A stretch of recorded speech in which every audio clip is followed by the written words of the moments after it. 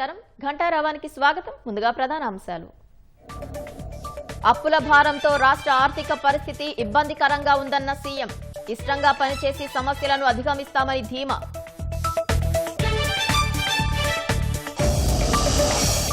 P4 పిలుపుతో ముందుకొస్తున్న పారిశ్రామికవేత్తలు. Kommamuru ఎత్తిపోతలకు Prasad seeds అధినేత 10 కోట్ల విరాళం.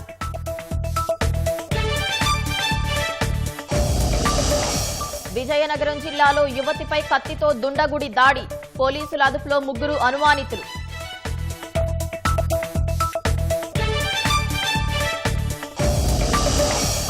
$20,000 ఇవ్వాలంటూ నంద్యాల జిల్లాలో ట్రాక్టర్ డ్రైవర్ కు ఎస్ఐ వేధింపులు. మనస్తాపంతో పురుగుమందు తాగిన బాధితుడు. పరిస్థితి విషమం. వరుస ఎన్కౌంటర్లతో జనజీవన స్రవంతిలోకి మావోయిస్టులు. తెలుగు రాష్ట్రాల్లో 97 మంది లొంగుబాటు.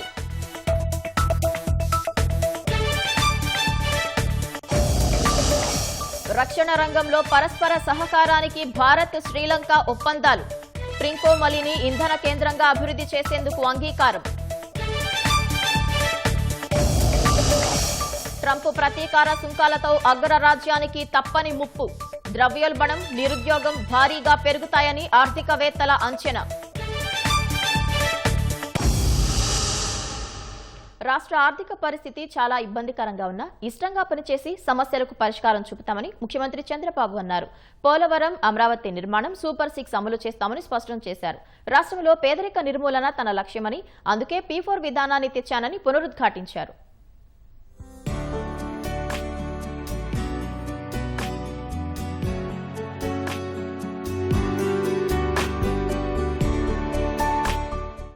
ముఖ్యమంత్రి చంద్రబాబు ఎన్టీఆర్ జిల్లా చందర్లపాడు మండలం ముప్పాళ్లలో పర్యటించారు. బాబు జగ్జీవన్ రామ్ 118వ జయంతి వేడుకల్లో పాల్గొన్నారు. అనంతరం ప్రజావేదికలో మాట్లాడిన చంద్రబాబు P4 కార్యక్రమం ఒక చరిత్రని, ప్రపంచంలో ఎక్కడా ఇలాంటిది జరగలేదన్నారు. ముప్పాళ్లలో మొత్తం 41 బంగారు కుటుంబాలు, 5 మార్గదర్శకులను గుర్తించినట్లు తెలిపారు. ప్రతి ఒక్క వ్యక్తి ఒకటి ఆలోచిస్తారు, సమాజంలో గుర్తింపు కావాలని, సమాజంలో గౌరవం కావాలని. డబ్బులు సమాజంలో గౌరవం తేరు రాదు. సమాజంలో గౌరవం వచ్చేది, సమాజం గుర్తించేది మీరు సమాజానికి ఏ పని చేస్తే సమాజానికి ఉపయోగపడతారో అప్పుడే గుర్తిస్తారు. నేను అవకాశం ఇస్తున్నా. ఈ ఊర్లో ఈ యొక్క సచివాలయంలో 41 బంగారు కుటుంబాలను ఐడెంటిఫై చేశాం. ఇంకో పక్క చెప్తున్నాను, మీరు బంగారు కుటుంబాలుగా వద్దనుకుంటే అది మీ చాయిస్. ఇది కాకుండా ఇంకా ఎవరైనా పేదరికంలో ఉండి మేము కూడా బంగారు కుటుంబంలో చేరతామంటే మీకు కూడా ఆప్షన్ ఇస్తున్నా. మార్గదర్శకులు కూడా ఆప్షన్ ఇస్తున్నా. వీళ్లే కాదు, ఈ నలుగురిని మేము చేర్చుకుంటామంటే మీకు కూడా ఆప్షన్ ఇచ్చి వాళ్ళను కూడా ఈ కార్యక్రమంలో చేర్చుకునే బాధ్యత నేను తీసుకుంటాను. కానీ బాగా చేసిన మార్గదర్శుల్ని గుర్తిస్తా, గౌరవిస్తా, సన్మానం చేస్తా, అవార్డ్స్ ఇస్తా. బాగా గుర్తు చేయని వాళ్ళని కూడా అప్పుడప్పుడు పేర్లు చెప్తా ఉంటాను. దానివల్ల సమాజమే నిర్ణయిస్తుంది మీ కథ. ఎందుకంటే సమాజం మీకు గుర్తింపు ఇచ్చినప్పుడు, అవకాశం ఇచ్చినప్పుడు తిరిగి సమాజానికి మీరు తిరిగి ఇవ్వాల్సిన బాధ్యత మీ మీద ఉంది. వైసీపీ సర్కారు తమ నెత్తిన అప్పులు పెట్టిపోయిందని సీఎం చంద్రబాబు ధ్వజమెత్తారు. అయినా కష్టపడి పనిచేసి సంపద సృష్టించి ప్రజల ఆదాయం పెంచి స్వర్ణాంధ్రని సాధిస్తామని తెలిపారు.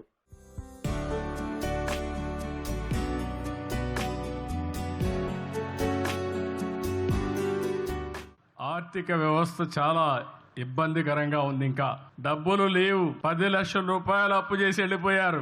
అప్పు ఇచ్చేవాళ్ళు కూడా కనపడడం లేదు. వడ్డీ కట్టాలి, అసలు తీర్చాలి, సంపద సృష్టించాలి, ఆదాయాన్ని పెంచాలి, సంక్షేమ కార్యక్రమాలకు పెట్టాలి, మీకు అమరావతి కట్టాలి, పోలవరం కట్టాలి. అదే సమయంలో ఏవైతే నేను చెప్పానో సూపర్ 6 కూడా అమలు చేయాలి. ఇది కొంచెం కష్టమైన పనే, కానీ ఇష్టంగా పనిచేస్తున్నా. కష్టమైన పని కూడా ఇష్టంగా పనిచేస్తే తప్పకుండా పరిష్కారం అవుతుంది, చేయగలుగుతామనే ధీమా నాకుందని చెప్పి కూడా నేను మీకు తెలియజేస్తున్నా. వేదాద్రి ఎత్తిపోతల పథకం పునరుద్ధరణ పనులకు మళ్లీ నిధులు కేటాయిస్తామని సీఎం వెల్లడించారు. వేదాద్రి కంచెల లిఫ్ట్ ఇరిగేషన్ స్కీమ్, నేను లిఫ్ట్ ఇరిగేషన్ కట్టడం, వీళ్ళవి పాడు చేయడం, మళ్ళా నేను వచ్చిన తర్వాత మళ్ళా రిపేర్లు చేయడం, ఇదే పని అయిపోయింది నాకు. ఇప్పుడు ఒకసారి కాదు, ఎప్పుడు మనం లిఫ్ట్ ఇరిగేషన్లు పెట్టి బాగా రన్ చేస్తాం. వీళ్ళు వస్తారు, డబ్బులు ఇవ్వరు, దాన్ని మొత్తం చెడగొడతారు, కడాన పంపులు కూడా లాక్కొని వెళ్ళిపోతారు, స్టార్టర్లు కూడా లాక్కిపోతారు, కరెంటు తీగలు కూడా లాక్కెళ్ళిపోతారు. మళ్ళా నేను ప్రారంభించాలి. ఏది ఏమైనా దీన్ని పూర్తి చేసే బాధ్యత ఇమ్మీడియట్ గా 15 కోట్లు ఇచ్చి ఈ ప్రభుత్వం తీసుకుంటామని కూడా నేను మీకు తెలియజేస్తున్నాను. ఇదే కాదు, శాశ్వతంగా కూడా ఆలోచిస్తున్నా. రైతుకు ఇబ్బంది లేకుండా అవసరమైతే 10 సంవత్సరాలు అవుట్ సోర్సింగ్ ఏజెన్సీని ఐడెంటిఫై చేసి ఎంత డబ్బులు ఇవ్వాలో ఇచ్చి రైతు సంఘాల ఆధ్వర్యంలో మీకు నీళ్లు ఇచ్చే బాధ్యత, మీ పంటలు పండించే బాధ్యత మేము తీసుకుంటాం. అంతకుముందు అంబేద్కర్ గురుకుల రెసిడెన్షియల్ పాఠశాలను సీఎం సందర్శించారు. బాబు జగ్జీవన్ రామ్ చిత్రపటానికి నివాళులర్పించారు. ఆ తర్వాత విద్యార్థులకు ల్యాప్టాప్లు పంపిణీ చేశారు. అక్కడి నుంచి బంగారు కుటుంబమైన వెంకట్రావమ్మ అనే మహిళ ఇంటికి వెళ్లారు. వెంకట్రావమ్మ కుటుంబ సభ్యుల వివరాలు, యోగక్షేమాలు అడిగి తెలుసుకున్నారు. అనంతరం చెప్పుల తయారీ యూనిట్కు సీఎం శంకుస్థాపన చేశారు.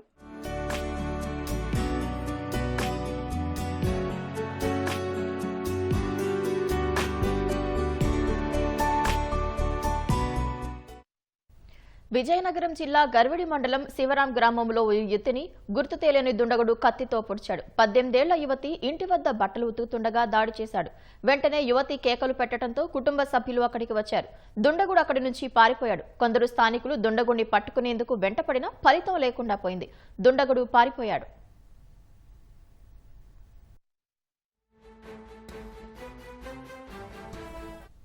కడుపులో బలంగా కత్తిపోట్లు దిగటంతో యువతి స్పృహ తప్పింది. కుటుంబ సభ్యులు ఆమెను మొదట చీపురుపల్లి ప్రభుత్వాసుపత్రికి తరలించారు.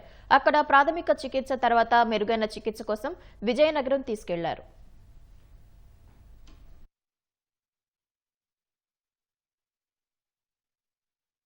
అయితే ఒక్కరిదాయే ఉంది సార్ వీధిలోని. వాళ్ళ అమ్మ నాన్న మేమందరం పనికి వెళ్ళాము. మాకైతే ఫోన్ చేస్తారు, ఇలా ఇలా జరిగింది, ఎవరో ఈ అమ్మాయిని పొడిస్తారు అనేసి. మేము వెళ్ళేప్పటికీ మా ఊర్లో వాళ్ళు తీసుకొచ్చారు. ఆ అబ్బాయి అయితే మాస్క్ వేసుకున్నాడని ఆ అమ్మాయి చెప్తుంది. ఈలోనే పొడిసిస్తే పారిపోయాడు ఆ అబ్బాయి. వెనక డోర్ నుండి పారిపోతే ఈ అమ్మాయి పక్కన లానమ్మ ఉంది. ఆ లానమ్మకి కేకేసింది, అమ్మ నన్ను ఎవరో పొడిస్తే వెళ్ళిపోయారు అనేసి. వాళ్ళు వీధిలో వాళ్ళందరూ చూసి తీసుకొచ్చారు హాస్పిటల్కి. అలా లవ్వు గట్ట అలాంటిది ఏం లేదు సార్. అలాంటిది ఏమైనా ఉంటే చెప్తాం కదా. అలాగేం లేదు సార్. గుర్తు తెలియని దుండగుడు మాస్క్ వేసుకుని వచ్చి దాడి చేశాడని యువతి నానమ్మ చెబుతుంది. అక్కడ మాస్క్ కత్తిను ఎయిర్ ఫోన్స్ ఉన్నాయంట. కత్తి అక్కడ ఉంది.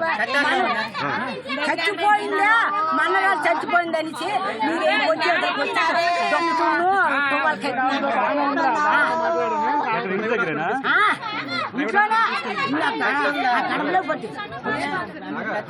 కత్తి ఉందా ఉందా మంచం తీసింది. కత్తి ఇంటి దగ్గర పడి వెళ్ళిపోయాడా?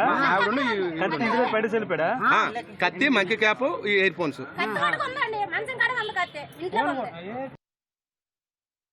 విజయనగరం ఆసుపత్రిలో చికిత్స పొందుతున్న యువతిని విజయనగరం ఎస్పీ పరామర్శించారు. యువతి అఖిల పరిస్థితిపై ఆరా తీశారు. దాడి ఘటనలో 3 యువకులను అదుపులోకి తీసుకున్నామని చెప్పారు. త్వరలోనే కేసును ఛేదిస్తామని ఎస్పీ చెప్పారు. గరివేడి మండలం శివరాం గ్రామంలో ఒక 18 అమ్మాయి మీద హత్యాయత్నం జరిగింది. అమ్మాయి ఇంట్లో పని చేస్తుండగా సడన్గా ఒక అతను వచ్చి అమ్మాయిని పొడవడం జరిగింది. 2 చోట్ల పొడిచాడు. దాని తర్వాత అక్కడ నుంచి పారిపోయారు. కొంతమంది చేస్ కూడా చేశారు, కానీ పట్టుకోలేకపోయారు. అమ్మాయి చెప్పిన వర్జన్ ప్రకారంగా, అదేవిధంగా వేరే వారికి చెప్పిన ప్రకారంగా కొంతమంది అనుమానితులు ఉన్నారు. వాళ్ళు మన అదుపులో ఉన్నారు, వాళ్ళని విచారిస్తున్నాము. సో త్వరలోనే ఈ కేసులో అరెస్ట్ కూడా చూపించడం జరుగుతుంది. సో మోస్ట్లీ ఇది సెక్షువల్ జెలసీ వల్ల జరిగినట్టు మేము భావిస్తున్నాము. త్వరలోనే మీకు అన్ని డీటెయిల్స్ మేము ప్రెస్ కాన్ఫరెన్స్ ద్వారా రేపటి మార్నింగ్ వరకు రేపు మార్నింగ్ కల్లా ప్రెస్ కాన్ఫరెన్స్ పెట్టి మీకు ఎక్స్ప్లెయిన్ చేయడం జరుగుతుంది. నంద్యాల జిల్లా ఆళ్లగడ్డ రూరల్ ఎస్ఐ వేధింపులు భరించలేక ఓ ట్రాక్టర్ డ్రైవర్ ఆత్మహత్యకు యత్నించాడు. వైఎస్ఆర్ జిల్లా రాజుపాలెం మండలం చెన్నురాజంపాలెంకు చెందిన Ravindra tractor driver Chagalamarri tollgate వద్ద ట్రాక్టర్లో ఇసుక లోడ్తో వెళ్తున్న రవీంద్రను ఎస్ఐ హరిప్రసాద్ వాహనాల తనిఖీలో భాగంగా అడ్డుకున్నారు. 20,000 రూపాయలు ఇవ్వాలని రవీంద్రను డిమాండ్ చేశాడు. అంత డబ్బు చెల్లించలేనని చెప్పినా ట్రాక్టర్ను స్టేషన్కు తీసుకెళ్లాడని బాధితుడు తెలిపారు. చేసేది లేక 10,000 రూపాయలు ఫోన్పే ద్వారా చెల్లించానని, అయినా మిగిలిన 10,000 ఇస్తేనే ట్రాక్టర్ విడిచిపెడతానని వేధింపులకు గురిచేశాడన్నారు. మనస్తాపంతో ఆత్మహత్య చేసుకుంటున్నానని, తనకు న్యాయం చేయాలని, ఎస్ఐ హరిప్రసాద్పై చర్యలు తీసుకోవాలని సీఎం చంద్రబాబు, పవన్ కళ్యాణ్, నారా లోకేష్ ను కోరుతూ వీడియో తీసుకుని విషద్రావణం తాగాడు. అపస్మారక స్థితిలో ఉన్న రవీంద్రను స్థానికులు ప్రొద్దుటూరు ప్రభుత్వాసుపత్రికి తరలించారు. ప్రస్తుతం రవీంద్ర పరిస్థితి విషమంగా ఉన్నట్లు వైద్యులు తెలిపారు. నా ఆలగడ్డ దగ్గర చాలమార్ టోల్గేట్ దగ్గర ఇసుక ట్రాక్టర్ పోతున్నా. రూరల్ ఎస్ఐ గారు ఆపారన్న, అర్ధగంట సేపు నిలబెట్టినారన్న. నా దగ్గర అయితే డబ్బులు అడిగాను, నా దగ్గర డబ్బులు అయితే లేదన్నా. నాకు కొంచెం ఇబ్బంది పడి హాస్పిటల్లో పిల్లోనికి బాగాలేకుంటే లోడ్ ఎత్తుకొని వచ్చాను. ఇసుక లోడ్ 5,000 రూపాయలు వస్తాయన్నాడా. సార్ నేను రిటర్న్ అన్లోడ్కి పోయి ఇచ్చా సార్ అని చెప్పినన్న. అయినా వినలేదన్నా. వినకోకుండా అన్లోడ్ పాయింట్ దగ్గరికి వచ్చి బండి స్టేషన్ దగ్గరికి తీసుకెళ్లారన్న. 20,000 రూపాయలు డబ్బులు కట్లు ఇడిచిపెడతారంటే ఆన్ ద స్పాట్లో 10,000 ఫోన్పే కొట్టినా. అయినా కూడా వినలేదన్నా. నా పిల్లోనికి బాగాలేక హాస్పిటల్లో ఫిక్స్ వచ్చి హాస్పిటల్లో ఉంటే అడ్మిషన్ చేసిన అని చెప్పిన ఆయన వినలేదన్నా. నా దగ్గర నాకు 500 రూపాయలు తిండికి డబ్బులు లేదన్నా. స్టేషన్ కాడికి వచ్చేయాలి కానీ 500 రూపాయలు ఖర్చులు కూడా లేదన్నా నా దగ్గర. ఆ టిప్పు వచ్చేది హాస్పిటల్ పోదాంలేని వచ్చిన. ఆడికి వచ్చి నాకు ఎంత రాత్రి 10 ఎస్ఐ సార్ వినలేదన్నా. కేసు కట్టేది అని ఇంటి ఈఎంఐ 20,000 ఉందన్నా. నాకు ట్రాక్టర్ ఫైనాన్స్లో తీసుకున్నా. కేవలం ఇబ్బందిగా ఉందన్నా నాకు. దయచేసి sir Pawan Kalyan sir, Lokesh sir, Chandrababu Naidu sir, నాకైతే న్యాయం జరగాలి సార్. ఇది ఎవరికి ఇట్లా జరగద్దు. నేను ఈరోజు ఆలగడ్డ సర్కిల్లో చనిపోవాలని డిసైడ్ అయిపోయిందా సార్. నేను ఈరోజు 12 లోపల నా బండి కనుక బయటికి రాకుంటే ఖచ్చితంగా చనిపోతా సార్. దీనికి కారణం రూరల్ ఎస్ఐ గారు ప్రసాద్ సార్ గారే సార్. దీనికి ముఖ్యమంత్రి చంద్రబాబు ప్రతిష్టాత్మకంగా తీసుకొచ్చిన P4 విధానానికి విశేష స్పందన లభిస్తోంది. సీఎం పిలుపుతో కొమ్మమూరు లిఫ్ట్ ఇరిగేషన్ నిర్మాణానికి చేయూతనిచ్చేందుకు ప్రసాద్ సీడ్స్ అధినేత కారుమంచి ప్రసాద్ ముందుకొచ్చారు. ప్రాజెక్టు నిర్మాణానికి 10 కోట్ల రూపాయల భారీ విరాళం ప్రకటించారు. 30 సంవత్సరాల సాగర్ ఆయకట్టు వచ్చిన తర్వాత, అలాగే ఇప్పుడు ఉన్న ఎగ్జిస్టింగ్ కెనాల్ సిస్టమ్ ఏదైతే ఉందో అన్నిటికీ కూడా కాలువ చివరి భూములు అయిపోయింది. మా గ్రామం, మా చుట్టుపక్కల ఇంకొక 4-5 గ్రామాలు సకాలంలో నీరు అందక రైతులు ఇబ్బంది పడటం, పంటలు సరిగ్గా పండించుకోలేకపోవటం ఇది జరుగుతూ ఉంది. దీన్ని అనేక సార్లు గ్రామస్తులతో కలిసి మాట్లాడటం జరిగింది. వాళ్ళందరూ కూడా ఏంటంటే మనకి ఈ కొమ్మమూరు కెనాల్ నుంచి లిఫ్ట్ ఇరిగేషన్ స్కీమ్ ఒకటి కనుక ప్లాన్ చేసుకుంటే మన ప్రాంతం మొత్తం ఈ 4-5 గ్రామాలు సుమారు 5-6 వేల ఎకరాలకి సస్యశ్యామలం అవుతుంది అనేది రైతులందరూ కూడా చెబుతా వచ్చారు. అక్కడ పుట్టి పెరిగిన వాడిని, గ్రామంతో నాకు మంచి అనుబంధం ఉంది. ఇప్పుడు ప్రభుత్వం చంద్రబాబు గారు వచ్చిన తర్వాత వారు కూడా ఎంకరేజ్ చేస్తా ఉన్నారు. పబ్లిక్ ప్రైవేట్ పార్టిసిపేషన్ తోటి ఎవరైనా ముందరకు వచ్చేటట్లయితే మేము చేయగలిగే సహకారం మేము చేస్తామని చెప్పని పదే చెప్తా ఉన్నారు. నా వంతు కృషిగా నేను ఇది చేద్దాం అనుకున్నాను. 2029 నాటికి అత్యధిక మంది మహిళలను పారిశ్రామికవేత్తలుగా చేయాలని మంత్రి నారాయణ అధికారులను కోరారు. మెప్మా ఆధ్వర్యంలో విజయవాడలో నిర్వహించిన వర్క్షాప్లో ఆయన పాల్గొన్నారు. మెప్మా వెబ్సైట్ను మంత్రి ప్రారంభించారు. స్వయం సహాయక సంఘాల బలోపేతానికి ప్రభుత్వం పనిచేస్తోందని నారాయణ అన్నారు. 80,000 సంఘాలకు 8,000 కోట్ల రుణాలిచ్చేందుకు కృషి చేస్తున్నట్లు చెప్పారు. మంత్రి అయిన తర్వాత ఫస్ట్ అందరినీ మొదటి నుంచి నేను క్వశ్చన్ చేస్తున్నది ఒకటే, మీ దగ్గర డేటా మొత్తం పర్ఫెక్ట్ గా ఉందా లేదా? డేటా మొత్తం 3 months లో కంప్లీట్ చేశారు. అసంఘటిత కార్మికులు ఉన్నారు, ఎంతమంది ఉన్నారో తెలియకుండా ప్రభుత్వం పాలసీలు చేయలేదు. అందుకని ఆ కార్యక్రమాన్ని యాక్చువల్గా ఈరోజు మీ మెఫ్మాకి అప్పచెప్పారు. దానికి సంబంధించి వెబ్సైట్లు అన్ని కూడా ఈరోజు ఇనాగ్రేషన్ చేయడం జరిగింది. నిజంగా ఐఎమ్ రియల్లీ హ్యాపీ. నివాస్ అనే ఒక వెబ్సైట్ని ఓపెన్ చేశారు. అది చాలా చాలా ఇంపార్టెంట్. మొత్తం 28,79,040 మంది మహిళలు ఉన్నారు. ఇందులో 2,79,218 గ్రూప్స్ ఉన్నాయి. 100 రోజుల ప్రణాళిక పెట్టాం. 100 రోజుల ప్రణాళికను చాలా సక్సెస్ఫుల్గా చేశారు. 80,000 సంఘాలకి దాదాపు 8,000 కోట్లు ఇవ్వాలనే ఉద్దేశంతో యాక్చువల్గా ఈరోజు ముందుకు పోతున్నాం. అదేవిధంగా హెచ్ఆర్ పాలసీ ఇవ్వటం జరిగింది. అదే ఆర్పీఎల్కు ఐడి కార్డులు, యూనిఫాము, ఇన్సూరెన్స్ అడిగారు. దాన్ని కూడా యాక్చువల్గా ఆల్మోస్ట్ ఫైనలైజ్ చేశారు. 13 జిల్లాల్లోనే ఉన్నారు పీడీలు. అటుకంటే 26 జిల్లాలకు యాక్చువల్గా పీడీలు పెట్టాలని, అదేవిధంగా స్టాఫ్ను పెట్టాలని వర్కౌట్ చేస్తున్నాం. 2029కి మ్యాక్సిమం నెంబర్ని బిజినెస్ ఎంటర్ప్రెన్యూర్స్గా చేయాలని వారిని కోరుకుంటూ ఈరోజు నాకు అవకాశం ఇచ్చిన అందరికి కూడా ప్రత్యేకమైన ధన్యవాదాలు తెలియజేస్తూ సెలవు తీసుకుంటాను. ప్రభుత్వ ఆదేశాల మేరకు రామానాయుడు స్టూడియోస్ కు నోటీసులు జారీ చేస్తున్నామని విశాఖ జిల్లా కలెక్టర్ హరీంద్ర ప్రసాద్ వెల్లడించారు. కనీసం 2 వారాలు సమయం ఇస్తామని, ఆ తర్వాత వారి సమాధానం బట్టి తదుపరి చర్యలు తీసుకుంటామన్నారు. గతంలో వారికి ఇచ్చిన భూమిని స్టూడియో నిర్మాణించకుండా వాటిని రెసిడెన్షియల్ పర్పస్ కోసం లేఅవుట్గా మార్చడానికి ప్రయత్నం చేశారని ప్రభుత్వం గుర్తించింది. దాని మేరకు ఆ సంస్థకి నోటీస్ జారీ చేసి వాళ్ళ ఒక సమాధానం మేరకు చర్యలు తీసుకోమని మనకు ఆదేశాలు జారీ చేయడం జరిగింది. తగు చర్యలు తీసుకోవడం జరుగుతుంది. 34 ఎకరాలు దాకా వాళ్ళకి ప్రభుత్వం కేటాయించడం జరిగింది. దాంట్లో 15 ఎకరాలు 17 సెంట్లు అది వాళ్ళు డైవర్ట్ చేశారనేది గుర్తించడం జరిగింది. వాళ్ళకి సమయం ఇవ్వడం జరుగుతుంది. Minimum 2 weeks we will give them time. Based on that వాళ్ళు ఎక్స్ప్లెనేషన్ బట్టి ఫర్దర్ యాక్షన్ ఉంటుంది. కోనసీమ జిల్లా కాట్రేనికోన మండలం పల్లంలో పచ్చకామర్ల ద్వారా కాలాయం సంబంధిత వ్యాధులు బయటపడుతుండటంతో జిల్లా వైద్య శాఖ అధికారులు అప్రమత్తమయ్యారు. కలెక్టర్ ఆదేశాలతో ఒక్కో పరీక్షకు 6,000 రూపాయలు ఖరీదైన టెస్టులు ఉచితంగా చేసేందుకు చర్యలు చేపట్టారు. సుమారు 2,281 మందికి హెపటైటిస్ పరీక్షలు చేశారు. అందులో 12 మందికి హెపటైటిస్ బి, 9 మందికి హెపటైటిస్ సి ఉన్నట్లు నిర్ధారణ అయ్యింది. హెపటైటిస్ టెస్టులు చేసేందుకు 6 బృందాలను ఏర్పాటు చేశారు. 15 ఏళ్లు దాటిన వారికి రక్త పరీక్షలు నిర్వహిస్తున్నారు. మరికొన్ని రోజులు వైద్య పరీక్షలు కొనసాగనున్నట్లు అధికారులు తెలిపారు. పాజిటివ్ వచ్చిన వారికి మరిన్ని టెస్టులు చేసి ఉచిత వైద్యం అందించడానికి చర్యలు తీసుకుంటున్నామని వైద్యాధికారి వెల్లడించారు. భద్రాద్రి కొత్తగూడెం జిల్లా పోలీసుల ఎదుట 86 మంది మావోయిస్టులు లొంగిపోయారు. కాలం చెల్లిన సిద్ధాంతాలు వదిలి జనజీవన స్రవంతిలో కలవాలన్న పిలుపుతో నక్సల్స్ లొంగిపోయారని పోలీసులు తెలిపారు. లొంగిపోయిన వారిలో కొత్తగూడెం జిల్లాకు చెందిన వారు 81 మంది, ములుగు జిల్లాకు చెందిన వారు 5 ఉన్నట్లు పోలీసులు వెల్లడించారు. లొంగిపోయిన వారికి ప్రభుత్వం నుంచి వచ్చే పునరావాసం, అన్ని ప్రోత్సాహకాలు వచ్చేలా చేస్తామని ఐజీ చంద్రశేఖర్ రెడ్డి హామీ ఇచ్చారు. గత నెలలో 64 మంది నక్సల్స్ లొంగిపోగా తాజాగా మరో 86 మంది మావోయిస్టులు జనజీవన స్రవంతిలో కలిశారు. అల్లూరి జిల్లా ఎస్పీ అమిత్ బర్దర్ ఎదుట 11 మంది మిలిషియా సభ్యులు లొంగిపోయారు. జీకే వీధి, కొయ్యూరు మండలాల్లోని గాలికొండ ఏరియా కమిటీకి చెందిన 11 మంది మిలిషియా సభ్యులు లొంగిపోయినట్లు ఎస్పీ అమిత్ బర్దర్ వెల్లడించారు. వారంతా 39 నేరాల్లో పాల్గొన్నారని ఎస్పీ తెలిపారు. సరెండర్ పాలసీలో లొంగిపోయిన వారికి అందాల్సిన ప్రభుత్వ సహాయాన్ని అందిస్తామన్నారు. మావోయిస్టులు లొంగిపోయేందుకు సహకరించే గ్రామాలకు ₹1 కోటి అభివృద్ధి నిధులు ఇవ్వనున్నట్లు హోంమంత్రి అమిత్ షా ప్రకటించారు.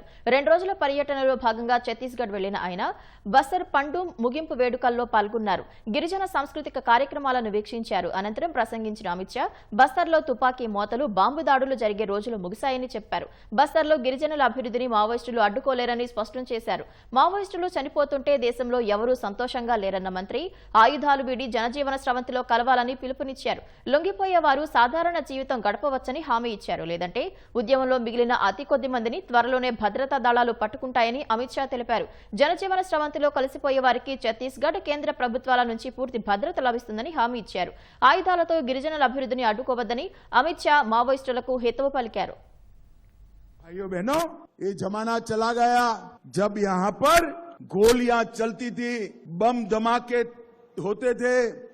मैं आज भी सभी जिनके हाथ में हथियार है वो और हथियार नहीं है वो सभी नक्सली भाइयों को विनती करने आया हूं, आप हथियार डाल दीजिए, मेन स्ट्रीम में आइए, आप हमारे अपने हैं।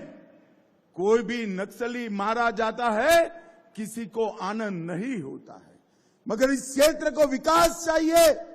हमारे देश के प्रधानमंत्री जो 50 साल से विकास नहीं हुआ, नरेंद्र मोदी जी ये 5 साल में बस्तर को सब कुछ देना चाहते हैं, सब कुछ देना चाहते हैं।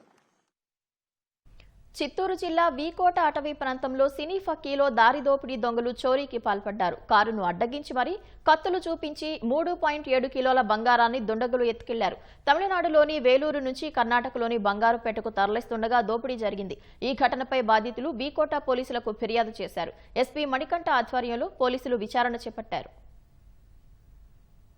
రక్షణ రంగంలో పరస్పరం సహకరించుకోవాలని భారత్ శ్రీలంక నిర్ణయించాయి. ఈ మేరకు రక్షణ రంగంలో సహకారంపై ఇరు దేశాలు ఒప్పందం చేసుకున్నాయి. శ్రీలంక పర్యటనకు వెళ్లిన ప్రధాని నరేంద్ర మోదీ ఆ దేశ అధ్యక్షుడు దిశనాయకేతో ద్వైపాక్షిక అంశాలపై చర్చించారు. ఇరువురు నేతల సమక్షంలో రక్షణ రంగం సహా వేర్వేరు రంగాల్లో సహకారంపై ఇరు దేశాలు ఒప్పందాలు చేసుకున్నాయి. ట్రింకోమలిని ఇంధన కేంద్రంగా అభివృద్ధి చేసేందుకు అంగీకరించాయి. శ్రీలంకకు బహుళ రంగాల గ్రాంటును సులభతరం చేసేందుకు ఒప్పందం జరిగింది. ఈ భేటీలో శ్రీలంక అత్యున్నత పురస్కారం మిత్ర విభూషణను ఆ దేశ అధ్యక్షుడు దిశనాయకే ప్రధాని మోదీకి ప్రదానం చేశారు. ఈ పురస్కారం 140 కోట్ల మంది భారతీయులకు దక్కిన గౌరవంగా భావిస్తున్నట్లు ప్రధాని తెలిపారు. 2019 ఉగ్రదాడి, కోవిడ్, ఆర్థిక సంక్షోభం సహా ప్రతి క్లిష్ట పరిస్థితిలో శ్రీలంకకు భారత్ అండగా నిలిచినట్లు మోదీ గుర్తు చేశారు. అంతకుముందు థాయిలాండ్ రాజధాని బ్యాంకాక్ నుంచి శ్రీలంక చేరుకున్న మోదీకి ఘన స్వాగతం లభించింది. కొలంబోలోని చారిత్రక ఇండిపెండెన్స్ స్క్వేర్ వద్ద అధ్యక్షుడు దిశనాయకే మోదీకి స్వాగతం పలికారు. తర్వాత సైనిక గౌరవ వందనం స్వీకరించారు. అధ్యక్షుడు డొనాల్డ్ ట్రంప్ చర్యలతో అమెరికాలో ఉద్యోగాలు ఓడనున్నాయా? అగ్రరాజ్యంలో ద్రవ్యోల్బణం, నిరుద్యోగం భారీగా పెరగనుందా? ఈ ఏడాదే ఆర్థిక మాంద్యం ఏర్పడనుందా? ప్రపంచ దేశాల నుంచి అమెరికాకు దిగుమతులు భారీగా తగ్గనున్నాయంటే ఆర్థికవేత్తల నుంచి అవుననే సమాధానం వస్తోంది. ట్రంప్ ప్రతీకార సుంకాలతో అగ్రరాజ్యానికి ఆపద తప్పదనే అభిప్రాయం వ్యక్తమవుతోంది. అమెరికా అధ్యక్షుడు డొనాల్డ్ ట్రంప్ విధించిన ప్రతీకార సుంకాలు అమెరికా భవిష్యత్తుపై పెను ప్రభావం చూపుతాయని ప్రముఖ బహుళజాతి ఆర్థిక సేవల సంస్థ జేపీ మోర్గాన్ అంచనా వేసింది. ట్రంప్ ప్రతీకార సుంకాలు విధించిన నేపథ్యంలో 1.3% ఉన్న అమెరికా జీడీపీ -0.3% పడిపోయే ప్రమాదం ఉందని తెలిపింది. ఫలితంగా అగ్రరాజ్యంలో ఈ ఏడాదే ఆర్థిక మాంద్యం ఏర్పడే ప్రమాదం ఉందని చెప్పింది. అమెరికా స్థూల దేశీయోత్పత్తిపై తీవ్ర ప్రభావం చూపే ప్రమాదం ఉందని జేపీ మోర్గాన్కు చెందిన ఆర్థికవేత్త మైఖేల్ పెరోలి వెల్లడించారు.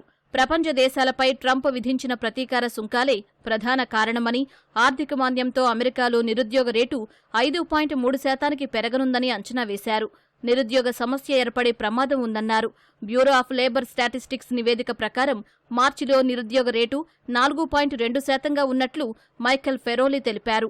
మార్చిలో ఉద్యోగ నియామకాలు బలంగా ఉన్నప్పటికీ కార్పొరేట్ మార్జిన్లు, వినియోగదారుల డిమాండ్పై ట్రంప్ ప్రతీకార సుంకాల ప్రభావంతో ఉద్యోగ నియామకాలు తగ్గే ప్రమాదం ఉందని ఆర్థికవేత్తల అంచనా.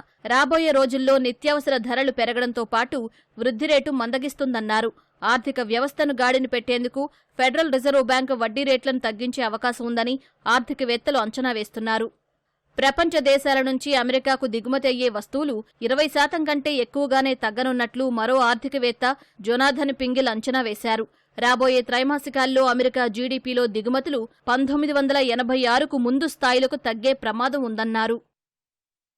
టాటా మోటార్స్ కు చెందిన లగ్జరీ కార్ల తయారీ సంస్థ జాగ్వార్ ల్యాండ్ రోవర్ బ్రిటన్లో తయారయ్యే తమ కార్లను అమెరికాకు ఎగుమతి చేయడాన్ని తాత్కాలికంగా నిలిపివేయనుంది. అమెరికా అధ్యక్షుడు డొనాల్డ్ ట్రంప్ తమ దేశంలోకి దిగుమతయ్యే వాహనాలపై 25% టారిఫ్లు విధిస్తున్నట్లు ప్రకటించిన నేపథ్యంలో ఈ నిర్ణయం తీసుకున్నట్లు ఆ సంస్థ తెలిపింది.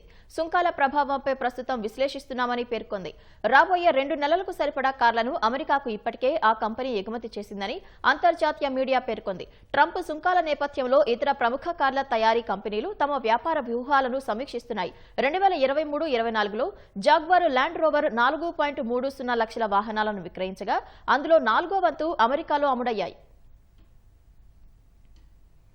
దేశంలో మొట్టమొదటి vertical lift railway sea bridge ప్రారంభానికి ముస్తాబైంది. తమిళనాడు రామనాథపురం జిల్లాలో 535 కోట్లతో అధునాతన సాంకేతిక విధానంతో నూతనంగా నిర్మించిన పంబన్ వంతెనను ప్రధాని నరేంద్ర మోదీ 6న జాతికి అంకితం చేయనున్నట్లు దక్షిణ రైల్వే తెలిపింది. ఈ కార్యక్రమానికి శ్రీరామనవమి రోజున మధ్యాహ్నం 12:45 సమయంలో పంబన్ నుంచి రిమోట్ పద్ధతిలో వంతెన వర్టికల్ లిఫ్ట్ మెకానిజాన్ని ప్రధాని ప్రారంభిస్తారు. అనంతరం రామేశ్వరం నుంచి తాంబరానికి ప్రత్యేక రైలు పరుగులు తీయనుంది.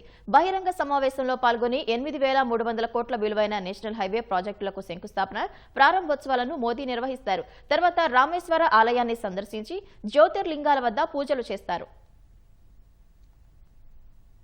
అనేక వివాదాలు చుట్టుముట్టిన మలయాళ చిత్రం L2 ఎంపురాన్ నిర్మాత గోకులం గోపాలన్ ఇంట్లో తనిఖీలు చేసిన ఎన్ఫోర్స్మెంట్ డైరెక్టరేట్ ₹1.5 స్వాధీనం చేసుకుంది. Shri Gopalan chit and finance లో ఆర్థిక అవకతవకలు జరిగాయన్న ఆరోపణలపై ఫెమా చట్టం కింద ఈడీ కేసు నమోదు చేసింది. ఈడీ అధికారులు కేరళ, తమిళనాడులోని గోపాలన్ ఆస్తుల వద్ద 2 రోజులు తనిఖీలు నిర్వహించారు. ఈ క్రమంలో ₹1.5 నగదును స్వాధీనం చేసుకున్నారు. అయితే L2 ఎంపురాన్ చిత్రాన్ని తెరకెక్కించడం వల్లే గోపాలన్పై అక్రమ కేసులు పెట్టి కేంద్రం వేధిస్తుందని కేరళ అధికార పార్టీ LDF తో పాటు UDF ఆరోపిస్తున్నారు. విమర్శిస్తున్నాయి. కేరళ సాంస్కృతిక రంగం కళాత్మక స్వేచ్ఛతో పాటు భావ ప్రకటనపై స్వేచ్ఛపై బీజేపీ దాడి చేస్తుందని దుయ్యబట్టాయి.